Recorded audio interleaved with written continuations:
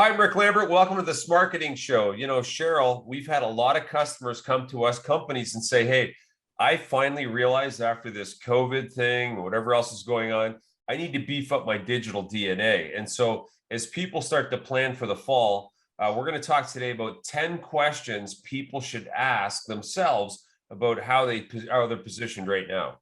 And actually, it's interesting because we're approaching the last quarter of the year, and it's a really good opportunity to look at what your goals were at the beginning, see if you've actually measured up against and met those goals, and you still have an opportunity to make changes so that you can still hit those goals by the end of the year.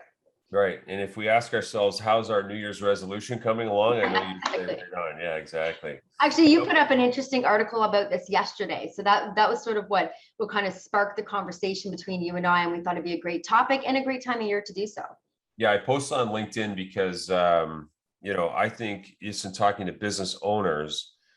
Look, they either know in their heart how they're positioned digitally, they know their customers are looking at them that way, and hence these questions, which people can do on their own, or they could come to someone like us that has, data-driven insights to give you more analytics. But anyway, just follow us here on these 10 questions and you'll know how you fit, okay? Number one, our website looks great and showcases what we do. Now, Cheryl, I don't know of a business person that doesn't look at a supplier's website at some point in the buy cycle and go, okay, do these guys look right? And for a lot of our customers, what you've been doing is even on a quarterly basis, refreshing the homepage, which gets 80% of the traffic. So it's not always a whole rebuild, but just make sure your current story is current on your website. Yes, that's a good point. Number two is my business shows up when I type in appropriate keywords on Google. And when I say you show up, it means, first of all, are your keywords appropriate for your business, your industry? Are you using the right keywords that, somebody that's not in the industry would use when searching for a product or service that you offer? It doesn't necessarily mean that just because you're not on the first page, you're failing. What it means is there's definitely room to grow and changes that you can make that will make a really big difference. Absolutely. And my third question here was, do our social channels, are they active, and do we show frequent posts? Now, there's two audiences I would argue that are looking at your social media, and I just booked a speaking event in the fall to, believe it or not, talk to business leaders about why social media should be part of their sales and marketing mix. It's almost amazing some people just haven't kind of got it yet, but nonetheless, I go to websites sometimes and I'll see on the social channels, last post was 9 months ago. We just put up a big managed service provider website and they admitted, hey, we haven't been posting because we don't have somebody to do it. Problem statement. The opportunity, though, I think, is not just for your customers to look at you and you see that you're current, you're posting, you're digital. And secondly, the people you're recruiting. When we talk to millennials or even seasoned people like us, we're looking at the social stream of the company we're looking to apply for because we want to know, is this a company that's alive and somebody I want to work with? So sales and recruiting would be two big reasons to stay active on social. Absolutely. And we could do an entire show on reasons why we would want to have social media associated with your business. Number four is, are you posting and creating original blog content on your site on a regular basis? I just had a client yesterday ask me, why would I do that?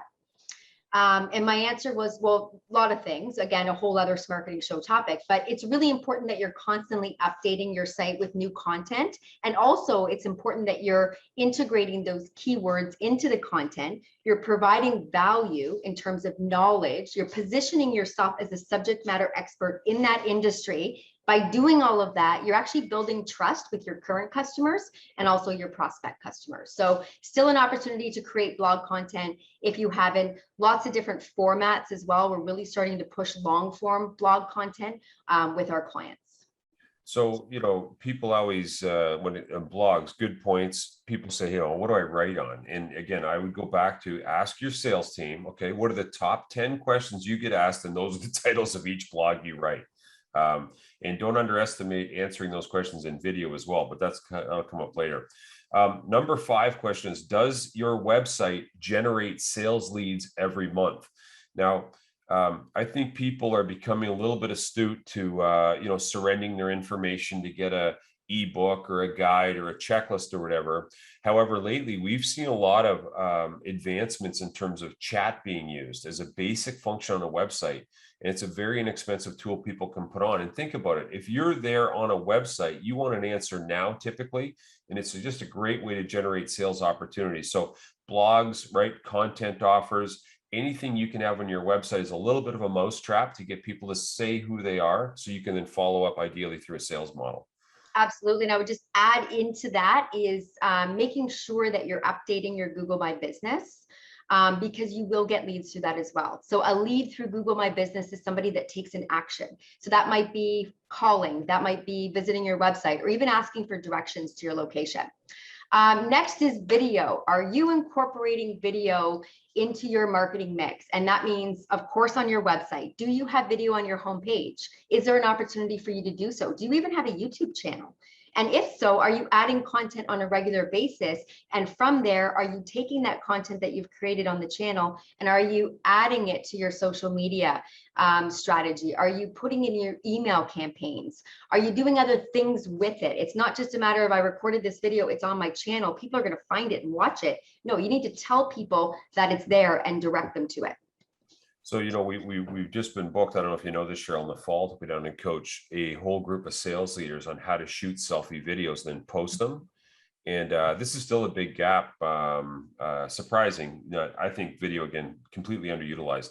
My next question was, do you have email campaigns and do them on a regular basis? And again, we just took over and launched a website for somebody sitting on an email distribution list of thousands of emails, just inactive for the last 8 months. And I would argue that email still is the #1 horse in terms of an outbound engine to touch people. And again, the whole goal is, whether it's email, social, whatever it is just to be top of mind at point of need.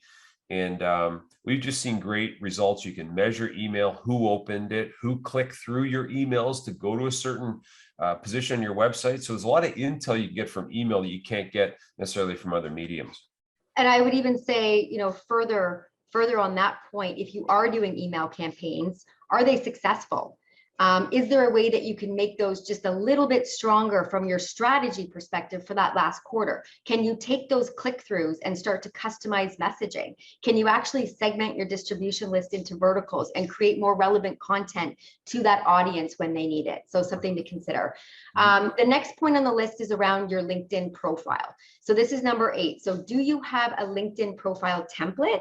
And is your staff/sales team, are they using it? So it's not enough to just put on LinkedIn, and you're the master of this, you should have been talking about this one, but it's not enough to just say, this is where I work and this is what I do. There's a lot more that goes into it. And actually, if a company provides that template, it just takes that one step away from the actual employee, and it's one less thing that they have to do and create on their own. So it's a missing link in, I would argue, 90% of sales onboarding or employee onboarding. And you're never going to get somebody who's excited to work for your companies when they onboard. So it's a good time to brand them at that point. Okay, my next question is, are your people posting and sharing content on a regular basis? Now, again, I believe LinkedIn's the horse to ride, but whatever business in, you would know best.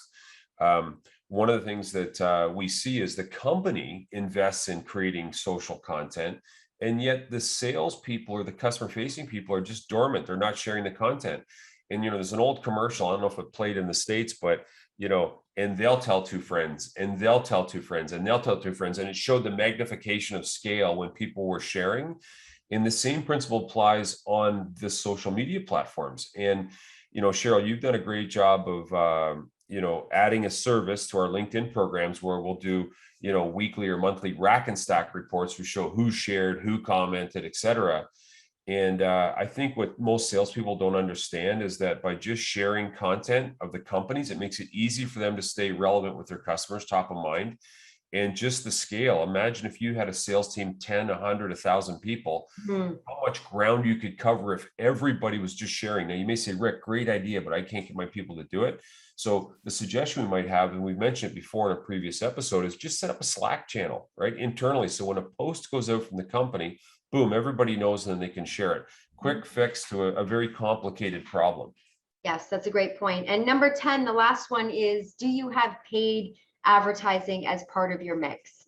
A lot of people are scared of paid advertising, especially if they have an internal team that maybe doesn't have the knowledge behind how to set that up, how to optimize, and how to actually make adjustments. So my recommendation would be to start small, do something little, put together a social media campaign and boost it and add $20 and see where it goes, and add $50 and see where it goes.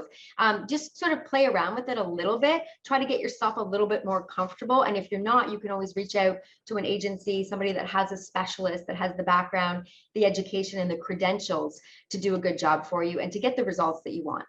Well, I use charities as a benchmark, Cheryl, because they don't have all the resources of a business.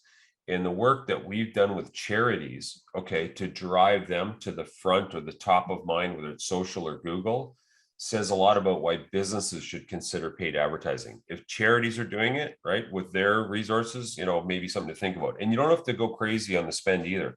So maybe if we can, let's get those 10 questions up on the screen now. And our questions again, the 10 were, does your website look great and showcase what you do? Number 2, does your website appear where ideally you want it to in Google searches on terms the customer would search on, by the way? Number 3, are your social channels active with frequent posts? Number 4, do you post new blogs on a regular basis? Number 5, does your website generate sales leads every month? Number 6, do you use lots of video to communicate your messages? Number 7, are you using email campaigns on a regular basis? Number 8, do you have a LinkedIn profile template for all of your salespeople and beyond, ideally customer facing? Number 9, are your people posting and sharing the content you're creating on a regular basis? And 10, are you using paid advertising as part of your marketing mix? A great, simple 10 questions to ask yourself. You know how you rate, and maybe there'll be some ideas there as you plan your marketing mix for the fall. Yeah, absolutely. There's still time left. You still have the fourth quarter, and I think that's when everyone really starts pushing hard. So it's a really good opportunity to now take a look at, out of all those 10 things, don't do all of them. I wouldn't suggest that, but what can you actually do that would make a significant difference in the metrics and the results? And if you want to do all of them, make sure that you're not overwhelming yourself, because it can be really overwhelming. And of course, there's lots of there's a lot of support and agencies that can help you out. And of course, yourself, Rick, and myself and our team would be more than happy to walk you through and answer any questions. Great. Okay. Hey, so they can, my list is posted on my LinkedIn if you guys are following me, but good run through, Cheryl. Thank you very much. I know you're looking forward to next week's topic. We won't mention that now, but follow us, like us, whatever you need to do on the Smarketing Show. Thanks very much for joining us today. Thanks, everyone. We'll see you next week.